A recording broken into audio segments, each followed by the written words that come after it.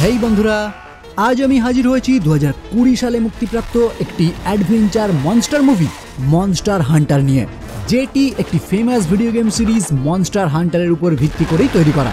যারা ফ্যান্টাসি কিংবা monster movie দেখতে ভালোবাসেন তাদের জন্য এই মুভিটি মোস্ট রেকমেন্ডেড। ওকে, তাহলে ইন্ট্রোডাকশন আর বিস্তারিত না করে এখন সোজা চলে যাব মূল ভিডিওর দিকে। শুরু করার আগে হেই, আমি Raja and welcome to the Bong wood. গল্পের শুরুতেই নিউ ওয়ার্ল্ড নামক একটি মরুভূমির দৃশ্য দেখানো হয়, যেখানে বালির উপর দিয়ে একটি নৌকা এগিয়ে চলেছে। আসলে এটি আমাদের পরিচিত ওয়ার্ল্ডের থেকে সম্পূর্ণ আলাদা। এখানে বসবাসকারী মানুষরা বিভিন্ন ধরনের বৃহৎ এবং বর্বর দানবদের সঙ্গেই বসবাস করে আসছে, তাই এখানে তারা সকলেই ওই সমস্ত দানবদের সঙ্গে লড়াই করতে প্রশিক্ষিত। কিন্তু এই মুহূর্তে এই নৌকার মাধ্যমে কিছু যোদ্ধা একটি স্কাই টাওয়ারের দিকে রওনা হয়েছে ওই স্কাই টাওয়ার সম্বন্ধে বিশেষ কিছু তথ্য সংগ্রহ করার জন্য। আসলে আজ থেকে বহু যুগ আগে একটি আধুনিক সভ্যতা এখানে বসবাস করত, যারাই তাদের উন্নত টেকনোলজির সাহায্যে ওই টাওয়ার গড়ে তোলে। আর ওই টাওয়ারের মাধ্যমেই দুটি জগতের মধ্যে অনায়াসে যাতায়াত করা যেত, মানে আমাদের পরিচিত জগৎ থেকে এই জগতে অনায়াসে যাওয়া আসা করা যেত। কিন্তু ওই সভ্যতা ধ্বংস হয়ে যাওয়ার পর এই টাওয়ার পুরোপুরি লাগামহীন হয়ে পড়ে। মানে কিভাবে এখান থেকে অন্য জগতে যাওয়া যায় বা অন্য জগৎ থেকে কিভাবে এখানে আসা যায় সেটা কারোর জানা না থাকলেও মাঝে মাঝেই আমাদের পরিচিত জগৎ থেকে কিছু মানুষ ভুলবশতই এই নিউ ওয়ার্ল্ডে চলে আসে, আর এইখানে থাকা ওই সমস্ত দানবদের হাতে তারা নিমেষেই মারা যায়।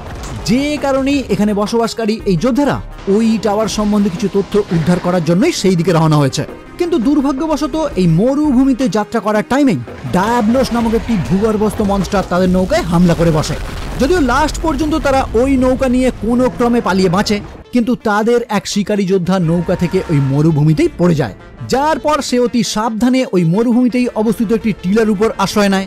আর তারপর সেখানেই থাকা কিছু পরিত্যক্ত নৌকার আসবাবপত্র ব্যবহার করে সেখানেই থাকার মতো সে একটি অস্থায়ী জায়গা বানিয়ে নেয়, কারণ এখানে তার উপর যে কোনো মনস্টার যে কোনো টাইমেই হামলা করতে পারে। ওকে, তো এখান থেকে সিন শিফট হয় আমাদের পরিচিত জগতে, যেখানে আমরা দেখতে পাই মার্কিন সেনাবাহিনীর এক রেঞ্জার ক্যাপ্টেন নাটালি আর্টেমিসের নেতৃত্বে তার একটি দল বিস্তীর্ণ মরুভূমির মধ্যে একটি নিখোঁজ সৈন্যদলের খোঁজ করছে। মানে আমেরিকান একটি সৈন্যদল এই মরুভূমিতেই ডিউটিরত অবস্থায় হঠাৎ করেই গায়েব হয়ে গেছে, আর তাদেরই এখন খোঁজ করছে ক্যাপ্টেন আর্টেমিসের এই টিম। কিন্তু এই সন্ধান প্রক্রিয়ার টাইমেই একটি মরু ঝড় তাদেরকে পুরোপুরি গ্রাস করে ফেলে। যদিও তারা সেখান থেকে বেরোনোর প্রাণপণ চেষ্টা করে, কিন্তু সেখানে থাকা কিছু অদ্ভুত মাইলস্টোনের মাধ্যমে হঠাৎই সেখানে একটি পোর্টাল উৎপন্ন হলে সেই পোর্টালের মাধ্যমেই তারা সকলে টেলিপোর্ট হয়ে যায় নিউ ওয়ার্ল্ডে। ওই যে আমি কিছুক্ষণ আগেই বলেছিলাম, নিউ ওয়ার্ল্ডে অবস্থিত ওই স্কাই টাওয়ার এখন পুরোপুরি লাগামহীন, যে কারণে ওই জগৎ থেকে যে কেউ যে কোনো টাইমে হঠাৎ করেই টেলিপোর্ট হয়ে যায় এই জগতে। যদিও এই টেলিপোর্ট হওয়ার একটি নির্দিষ্ট জায়গা আছে, মানে সেই জায়গায় কেউ উপস্থিত হলে তবেই সে টেলিপোর্ট হবে এই স্থানে। কিন্তু এখানে এই টিম টেলিপোর্ট হওয়ার পর তারা তো একদমই বুঝতে পারে না তারা এখন কোথায় রয়েছে, কিন্তু তাদের রেডিও কমিউনিকেশনের কোনো কানেকশন না থাকায় তারা এদিক ওদিক ঘুরে দেখতে শুরু করে কোন জায়গা থেকে রেডিও কানেকশন আবারও পাওয়া যায়। আর এরই মধ্যে তারা দেখতে পায় তাদের হারিয়ে যাওয়া সৈন্যদলের কিছু গাড়ি এবং কিছু সৈনিকের ডেড বডি। কিন্তু আশ্চর্যের বিষয় হলো ডেড বডিগুলি এখানে কোনো কারণে পুড়ে গেছে, আর সেখানেই পড়ে থাকা গুলির কিছু খোকা দেখে তারা বুঝতে পারে মারা যাওয়ার আগে এখানে তারা প্রচুর পরিমাণে ফায়ারিং করেছে। ফলে এটা তো তারা আন্দাজ করতে পারে এই স্থান তাদের জন্য মোটেও ভালো না, যে কারণে তারা তাদের ওই গাড়িগুলি নিয়েই সামনের দিকে এগোতে শুরু করে। আর বেশ কিছুটা এগিয়ে তারা এমন একটি স্থানে উপস্থিত হয় যেখানে তারা বিশাল আকার একটি কঙ্কাল দেখতে পায়। কিন্তু এটা ভেবেই তারা যখন অবাক হয়ে যায় এত বড় কঙ্কাল কিসের হতে পারে, ঠিক সেই টাইমেই তাদের উপর আক্রমণ করে বসে ডায়াবলোস নামক সেই ভূগর্ভস্থ মনস্টার। ফলে তার হাত থেকে বাঁচার জন্যই তারা ওই গাড়ি নিয়েই সেখান থেকে দ্রুত গতিতে পালানোর চেষ্টা করে এবং একই সঙ্গে তাদের সমস্ত রকম অস্ত্র ব্যবহার করে তাকে থামানোর চেষ্টা করে। কিন্তু গ্রেনেড বা গুলি কোনো কিছুই ওই মনস্টারকে থামাতে পারে না। ফলস্বরূপ এই লড়াইয়ের মধ্যেই তাদের টিমের 2 মেম্বারকে ওই মনস্টার হত্যা করে, আর বেঁচে থাকা বাকি মেম্বাররা কোনো ক্রমে সেখানে থাকা একটি গুহায় আশ্রয় নেয়। আসলে এই মনস্টার যেহেতু বালির নিচে থাকে, তাই শক্ত কোনো টিলার উপর কিংবা গুহায় সে একদমই প্রবেশ করতে পারে না। তাই ডায়াবলোসের হাত থেকে তো তারা বেঁচে যায়, কিন্তু ক্ষণিকের মধ্যেই নার্সলাস নামক দানব আকৃতির কিছু মাকড়সা তাদের উপর আক্রমণ করে বসে, আর তাদের লিডার ক্যাপ্টেন আর্টেমিস সবার প্রথমে আঘাতপ্রাপ্ত হয়। ফলে বাকিরা তাকে ওই স্থানেই ফেলে রেখে পালানোর চেষ্টা করে, কিন্তু ওই দানব আকৃতির মাকড়সাগুলির সংখ্যায় এতই বেশি ছিল যে বাকিরা প্রায় সকলেই তাদের হাতে মারা যায়। মুভির প্রথমেই পরিচিত হওয়া সেই হান্টারের কথা নিশ্চয়ই আপনাদের মনে আছে। মানে যে হান্টার নৌকা থেকে পড়ে গিয়ে একটি টিলার মধ্যে আশ্রয় নিয়েছিল, সে কিন্তু এই স্থানেই রয়েছে। যে নানান রকম ভাবে তাদেরকে সাহায্য করার চেষ্টা করে, কিন্তু তার সব চেষ্টাই ব্যর্থ হয়। এইদিকে দেখা যায় ক্যাপ্টেন আর্টেমিসের যখন জ্ঞান ফেরে, সে দেখতে পায় সে একটি ভয়ানক জায়গায় আটকে রয়েছে। আসলে এই দানব আকৃতির মাকড়সাগুলি তাদেরকে খাওয়ার জন্য প্রায় সকলকেই এখানে ধরে এনে বন্দি করে রেখেছে, যারা বেশিরভাগই মারা গেছে। কিন্তু আর্টেমিস সেখান থেকে মুক্ত হয়ে তার আরো একটি সঙ্গীকে ওই স্থানে খুঁজে পায়। যদিও ওই মাকড়সাগুলি তাদেরকে আবারও ধাওয়া করলে ক্যাপ্টেন আর্টেমিস ওই স্থানে আগুন ধরিয়ে কোনো ক্রমে একাই জীবন নিয়ে তাদের বাসা থেকে বেরিয়ে আসে। আর তারপর সে উপলব্ধি করে ওই দানবাকৃতির মাকড়সাগুলি সূর্যের আলো একদমই সহ্য করতে পারে না। মানে সে যতক্ষণ সূর্যের আলোয় আছে ততক্ষণই সে তাদের থেকে নিরাপদ। এটা বুঝতে পেরেই সে আর কোনো গুহায় প্রবেশ না করে টিলার উপর দিয়ে হাঁটতে হাঁটতেই উপস্থিত হয় সেই স্থানে, যেখানে সেই সমস্ত নৌকার ধ্বংসস্তূপ রয়েছে। ফলে ক্যাপ্টেন আর্টেমিসও ওই নৌকাগুলির ভিতরে প্রবেশ করে দেখার চেষ্টা করে সেখানে কোনো খাবার কিংবা পানীয় জল এখনো রয়েছে কিনা। কিন্তু এরই মধ্যে সেই হান্টারও ওই স্থানে উপস্থিত হয়ে ক্যাপ্টেনের সঙ্গে লড়াই করতে শুরু করে। কারণ তাদের কেউই একে অপরের ভাষা বোঝে না, তাই ওই হান্টার মনে করে এই মহিলার দ্বারা তার হয়তো কোনো ক্ষতি হতে পারে, যে কারণে সে তাকে আঘাত করে বন্দি বানিয়ে তার সেই গুহায় নিয়ে যায়। কিন্তু পরদিন সকালেই ক্যাপ্টেন আর্টেমিস কোনো প্রকারে তার বাঁধন খুলে আবারও ওই হান্টারের সঙ্গে লড়াই করতে শুরু করে। আর এইবার তারা লড়াই করতে করতে হান্টার ওই মাকড়সাগুলির বাসার মধ্যে পড়ে যায়, যেখান থেকে তাকে উদ্ধার করে ক্যাপ্টেন আর্টেমিস। যার পর তারা একে অপরের সঙ্গে লড়াই করা বন্ধ করে সখ্যতা গড়ে তোলে।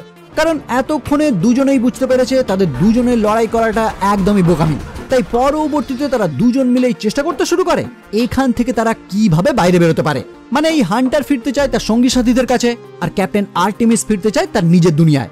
আর এতক্ষণে ক্যাপ্টেন আর্টেমিস এটাও অনুমান করতে পেরেছে সে যে হঠাৎ করেই এই স্থানে চলে এসেছে তার কারণ হয়তো ওই স্কাই টাওয়ার, যেটা তাদের এই জায়গা থেকে দেখা তো যাচ্ছে, কিন্তু সেখানে পৌঁছতে গেলে মরুভূমিতে থাকা ওই ডায়াবলোসকে তাদের হত্যা করতে হবে। কিন্তু যে মনস্টারকে রকেট লঞ্চার বা গুলির সাহায্যেও কিছুই করা গেল না, তাকে তারা কিভাবে হত্যা করবে?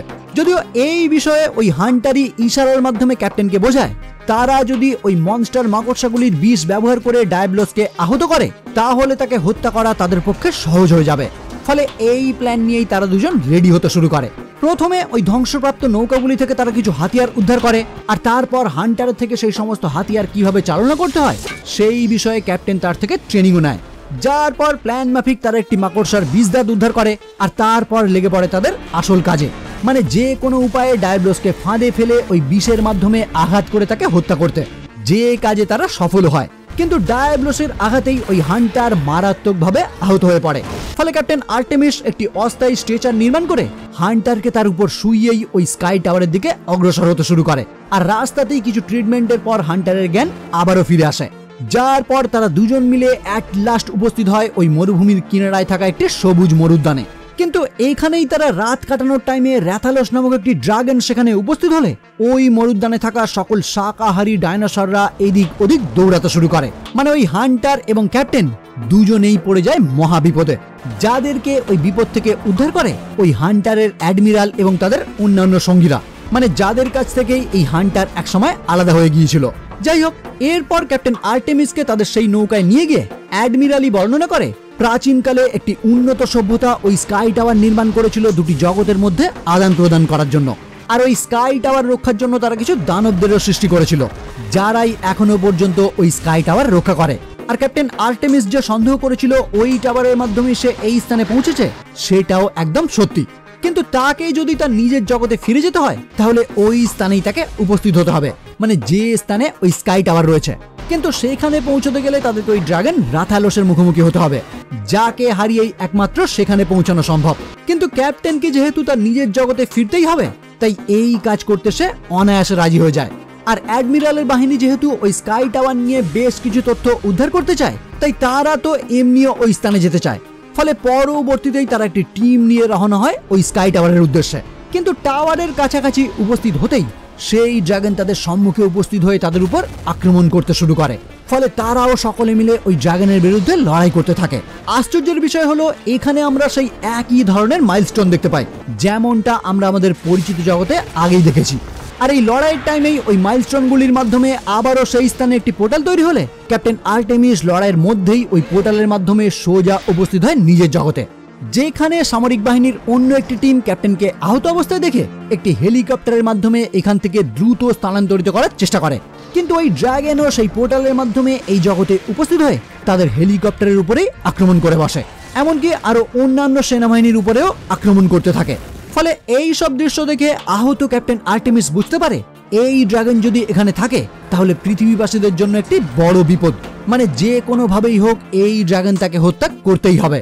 এরই মধ্যে দেখা যায় ওই পোর্টালের মাধ্যমেই হান্টার এবং তাদের অ্যাডমিরালও সেই স্থানে উপস্থিত হয়েছে, কারণ তারাও খুব ভালো করে জানে এই ড্রাগনকে না আটকালে ওই জগতের সমস্ত কিছু এসে ধ্বংস করে দেবে। এদিকে ওই ড্রাগন বেশ কিছু যুদ্ধ বিমান এবং ট্যাঙ্কার ধ্বংস করার পর অবশেষে মুখোমুখি হয় ক্যাপ্টেন আর্টেমিসের, যে একটি গ্রেনেডের মাধ্যমে ওই ড্রাগনের মুখের ভিতর হামলা করে। আর ওই সুযোগেই সেই হান্টার তার লাস্ট আঘাতের মাধ্যমে ওই ড্রাগনের খেলা এখানেই সমাপ্ত করে। কিন্তু এর পরবর্তীতেও দেখা যায় সেই মরুঝড় আবারও শুরু হয়েছে, আর ঠিক একই রকম আরো একটি মনস্টার ওই ঝড়ের মাধ্যমে সৃষ্টি হওয়া একটি পোর্টালের মাধ্যমে এই জগতে আবারও প্রবেশ করেছে, যেটা দেখে ক্যাপ্টেন আর্টেমিস জানায় তাদেরকে ওই স্কাই টাওয়ার যে কোনো ভাবেই হোক বন্ধ করতেই হবে, না হলে যতদিন ওই স্কাই টাওয়ার থাকবে ঠিক এইভাবেই কোনো না কোনো মনস্টার এখানে আসতেই থাকবে। এই বলেই তারা আবারও ওই মনস্টারের সঙ্গে লড়াই করতে শুরু করে, আর এখানেই এই মুভি সমাপ্ত হয়। পোস্ট ক্রেডিট সিনে দেখা যায় অ্যাডমিরালের এক সঙ্গী পালিকো, যাকে অনেকটা বিড়ালের মতো দেখতে, সে ওই স্থানে আসে তাদেরকে ওই লড়াইয়ে সাহায্য করতে। আর ঠিক ওই টাইমেই একটি হুডি পরিহিত ব্যক্তি ওই টাওয়ারের শীর্ষ থেকে এই যুদ্ধটি পর্যবেক্ষণ করে, আর এখানেই এই মুভি সম্পূর্ণরূপে সমাপ্ত হয়। মানে খুব সম্ভবত এই মুভির নেক্সট পার্ট আসতে চলেছে, যেখানে ওই স্কাই টাওয়ার কিভাবে বন্ধ করা যায় সেই ঘটনাই হয়তো তুলে ধরা হবে। ওকে, তাহলে আজকের মতো এখানেই শেষ করব। ভিডিও কেমন লাগলো অবশ্যই জানাবেন, ভালো লাগলে লাইক এবং শেয়ার করবেন, আর আমার চ্যানেলে যদি প্রথম হয়ে থাকেন তাহলে অবশ্যই চ্যানেলটি সাবস্ক্রাইব করে বেল আইকনটি ক্লিক করে দেবেন। তাহলে আজকের মতো এই পর্যন্তই, দেখা হচ্ছে পরের ভিডিও নিয়ে, আর ততক্ষণের জন্য বাই।